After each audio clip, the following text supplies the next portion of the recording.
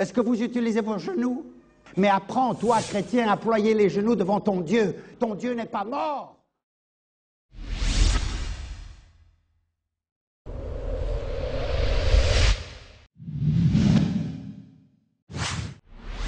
Bien-aimés, c'est l'heure du choix.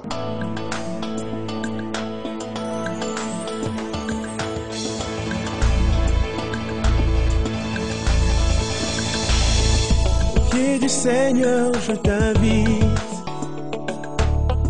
pour écouter la parole éternelle, car c'est l'heure du choix.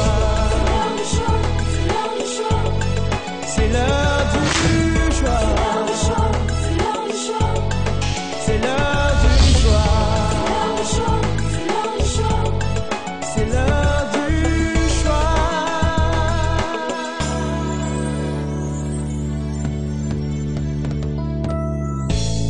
Bon appétit, bon appétit. Jésus. Amen. Amen. Alléluia. La joie du Seigneur, c'est notre force. Alléluia. Nous sommes forts dans sa présence, bien-aimés. Gloire à notre Dieu. Dieu ne cesse de nous parler, bien-aimés. Et nous le bénissons car il ne cesse de verser dans nos cœurs sa parole. Dieu nous parle, jour après jour. Dieu nous parle. Et je crois que Dieu nous parle pour un but. Dieu ne parle pas en vain. Dieu ne parle pas pour rien. Il ne parle pas pour nos discussions, nos polémiques. Non, Dieu parle pour nous amener à la connaissance de la vérité. Dieu parle pour nous former, nous façonner. Amen. Dieu parle pour amener son peuple à mener une vie de crainte, une vie correcte, une vie droite. Dieu parle pour équiper son peuple, édifier son peuple, permettre à ce que l'ignorant devienne un maître dans la connaissance et qu'il ait une conduite adaptée à cette connaissance. La connaissance nous aide, elle intervient au moment du besoin. C'est dans les bons dépôts des trésors acquis que nous puisons, bien-aimés, pour réagir convenablement. Alors nous devons être comme des Béréens. Nous devons être comme, bien-aimés, des disciples des Bérets qui examinaient les Écritures, qui notaient, qui vérifiaient si ce qu'on leur enseignait était exact. Amen. Pas être distrait, non. Pas être habitué à la voix de celui qui parle dimanche après dimanche, ou à sa façon de parler, ou à son style. Non. Mais avoir le cœur disposé, car nous avons besoin de croissance.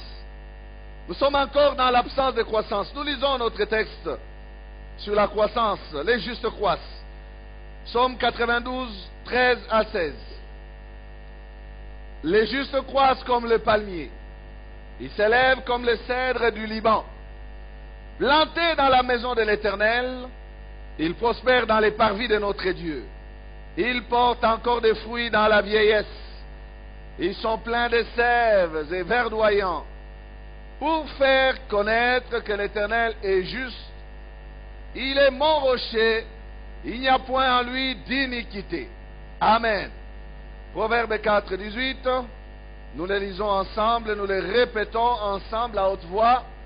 Le sentier des justes est comme la lumière resplendissante, dont l'éclat va croissant jusqu'au milieu du jour. Amen. Bon appétit. Bon appétit à vous qui nous suivez aussi sur les médias, et que Dieu vous bénisse pour votre disponibilité. Nous bénissons le Seigneur bien-aimé pour ces sujets que nous avons Nous sommes donc dans l'absence de croissance 3. Et là, nous voulons partager une autre catégorie. Une catégorie dangereuse. Une catégorie qui a pour mission de détruire. Ce sont des kamikazes de l'ennemi. Ils sont au milieu des enfants de Dieu pour détruire. Une catégorie qui ne connaît pas aussi la croissance parce que, n'ayant pas la vie de Jésus, après avoir parlé des adorateurs des lèvres, des éternels apprentis et des ramassis, l'autre dimanche passé, nous parlions de ceux qui n'ont point de foi. Ils ne grandissent pas parce qu'ils ne se saisissent pas de ce que Dieu donne. Ils ne tendent pas la main de l'âme qui est la foi pour prendre ce que Dieu leur a destiné. Ils sont incapables. La force manque. Les enfants sont prêts de sortir. Mais la force manque pour pousser et les amener à la vie. Ils sont faibles. Ils sont dans le doute, dans les hésitations. Ils se remettent toujours en question pour dire, est-ce que c'est pour moi réellement que Dieu a parlé? Ils ne veulent pas dire oui, c'est pour moi. J'ai dit oui et amen. Parce que la parole et même les promesses de Dieu sont oui et amen. Je m'en saisis et je m'en accapare. Non. Mais ils sont comme ces milliers d'Israël qui ont douté, qui ont rejeté la parole de Dieu alors que le pays était à eux. Ils ont décrié le pays comme la Bible dit. Préférant le retour en Égypte, se nommant un chef pour retourner en Égypte. Mais Dieu a dit, parce que vous n'avez pas été digne de voir ma gloire, vous allez mourir dans ce désert. Le manque de foi est un affront contre les dieux qui parlent et qui disent vrai. Le manque de foi est même, bien aimé, un déshonneur pour ces dieux-là. On n'arrive pas à dire à Dieu, je te sanctifie car tu feras comme tu as dit. Tu feras comme tu as dit. On n'arrive pas à dire cela. Et on se place en dessous de sa parole. Non pas sous les couvertures de sa parole, mais à l'écart de cette parole lorsqu'on ne se l'approprie pas. Et elle demeure improductive parce que c'est la foi qui amène la parole à se matérialiser en nous. Amen. Nous avons donc aujourd'hui, nous continuons dans les catégories et je crois que ce sont là les dernières catégories que nous sommes en train de parcourir aujourd'hui. La 5e catégorie donc, c'est la catégorie des faux. Les faux. Les faux. Remarquons que nous plaçons les faux ici, bien-aimés, au pluriel. Faux au pluriel. Parce qu'il y en a plusieurs, c'est vrai. Mais non pas que tous sont de la même catégorie, non. Dans les faux, il y a plusieurs catégories de faux. Vous avez des faux frères, vous avez des faux serviteurs, des faux ouvriers, des faux apôtres, des faux prophètes, et même au sommet des faux, il y a des faux Christ. Amen. C'est la parole qui nous parle des faux. Amen. Nous avons, bien aimés, dans l'Église, non pas que des vrais, mais nous avons des faux. Dans la moisson de Dieu, pas en dehors de l'Église. Lorsque le semeur a semé la bonne sémence, il est dit qu'un ennemi est venu la nuit. Il a semé aussi la mauvaise sémence. De sorte que les deux poussent ensemble. Mais ceux qui ont le discernement discernent et disent, mais il y a la fausse herbe qui a poussé aussi à côté de la bonne. Et les ouvriers du champ vont dire au maître, maître, permets que nous puissions enlever la fausse herbe. Mais le maître de la moisson a dit, non, non, non, laissez croître les deux ensemble. De crainte qu'en voulant enlever, vous ne puissiez enlever aussi les bonnes herbes. Pourquoi? Parce que les deux herbes se ressemblent. Amen. Les deux herbes sont pareilles. L'ivraie ressemble au blé. Et c'est difficile de faire le tri maintenant. Maintenant, bien-aimés, évoluons comme ça ensemble. Évoluons comme ça. Le jour fera paraître ce que chacun d'entre nous est. Et le jour, c'est le jour de la récompense. Le jour, c'est le jour de la lumière. Le jour du Seigneur. Ce grand jour qui est non pas seulement un jour glorieux pour ceux qui l'attendent dans la sainteté, mais un jour terrible aussi, car il a deux faces ce jour-là. Amen. Laissez croître les deux ensemble. Pourquoi parle-t-il ainsi? Parce qu'il le sait qu'ils sont là et qu'ils sont un danger pour les vrais. Ils peuvent,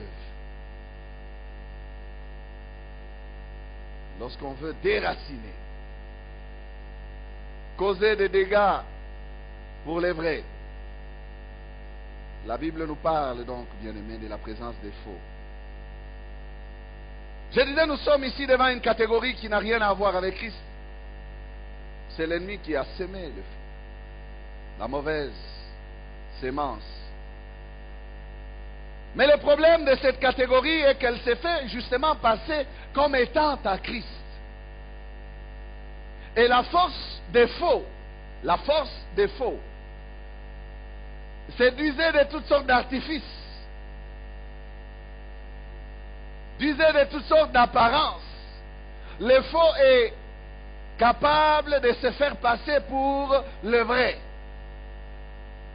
C'est ça qui fait la force des faux parmi nous. Vous ne pouvez pas savoir que c'est un faux frère. Vous ne pouvez pas savoir que c'est une fausse sœur et qu'elle est là pour autre chose. Vous ne pouvez pas savoir. Bien aimé, même l'homme de Dieu ne peut pas savoir.